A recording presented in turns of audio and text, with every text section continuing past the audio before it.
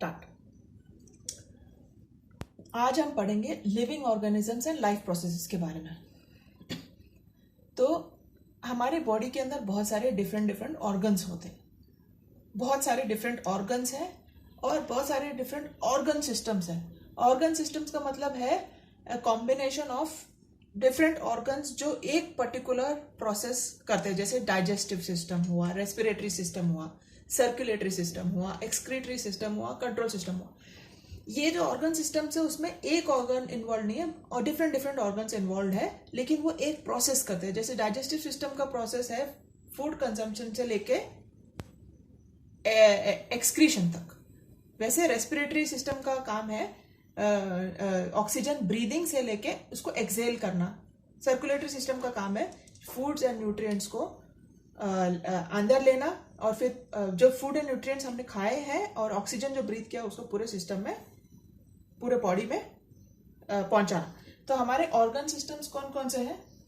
हमारे organ systems, organs तो हमें पता है, हमारे बॉडी में बहुत सारे ऑर्गन्स हैं और हमारे ऑर्गन सिस्टम्स कौन कौन से हैं? डाइजेस्टिव, रेस्पिरेटरी, सर्कुलेटरी,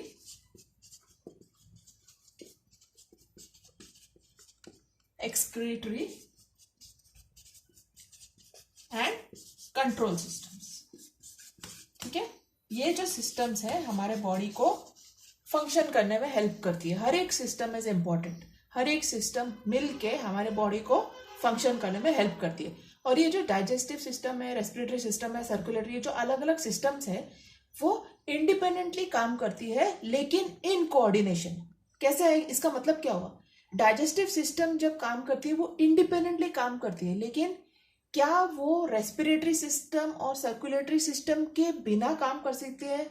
नहीं, क्योंकि रेस्पिरेटरी सिस्टम हमारे बॉडी को ऑक्सीजन पहुंचाएगी, सर्कुलेटरी सिस्टम वो जो न्यूट्रिएंट्स और ऑक्सीजन को पूरे बॉडी में पहुंचाएगी। तो वो इंडिविजुअली काम करती है, लेकिन अगर कोऑर्डिनेटेड नहीं है तो बॉडी का फंक्शन ठीक से नहीं हो पाएगा, तो बॉडी में कुछ प्रॉब्लम होता है, तब कुछ डिसीज होगा, कुछ होगा जिसकी वजह से there is know coordination.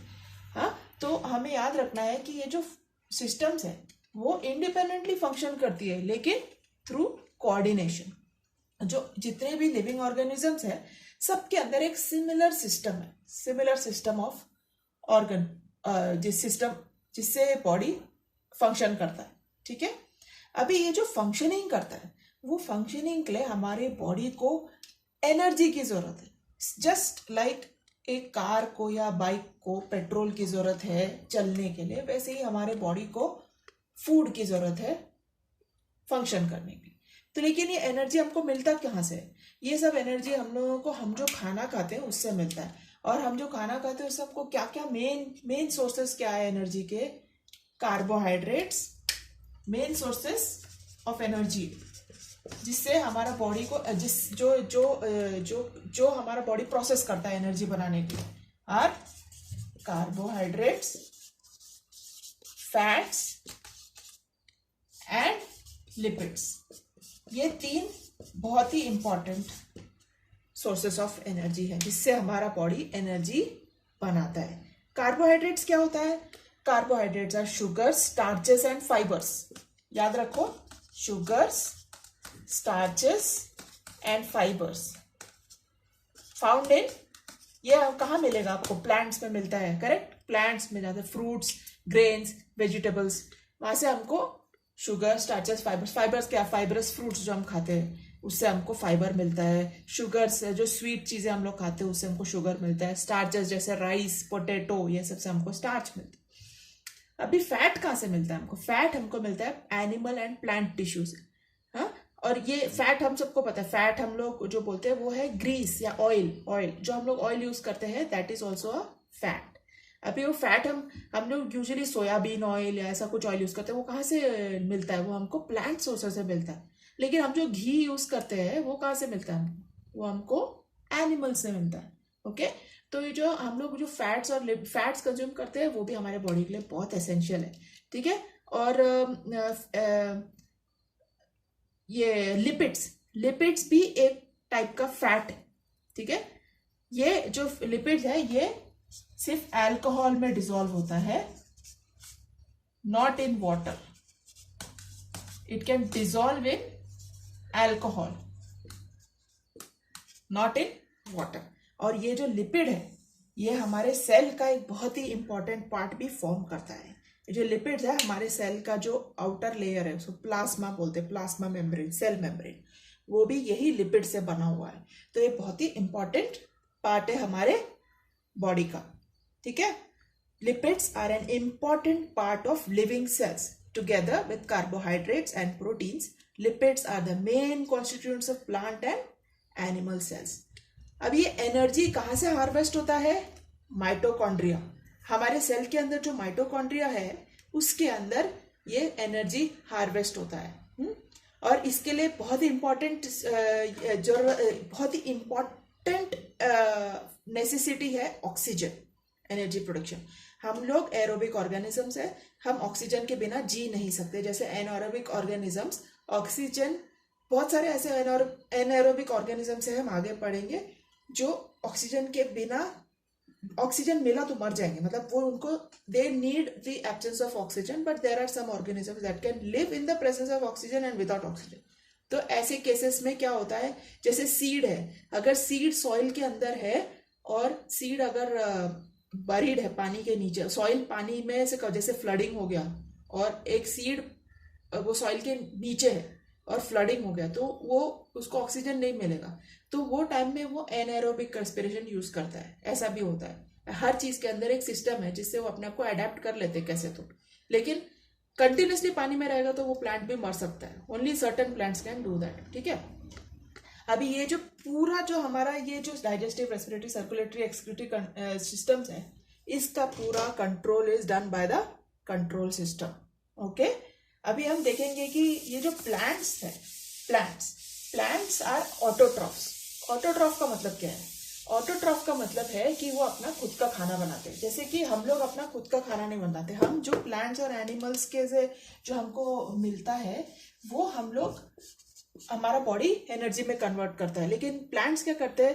Plants are autotrophs. What do they do? They prepare their own food. How do they prepare their own food? Prepare their own food. How do they do it? They do it with the help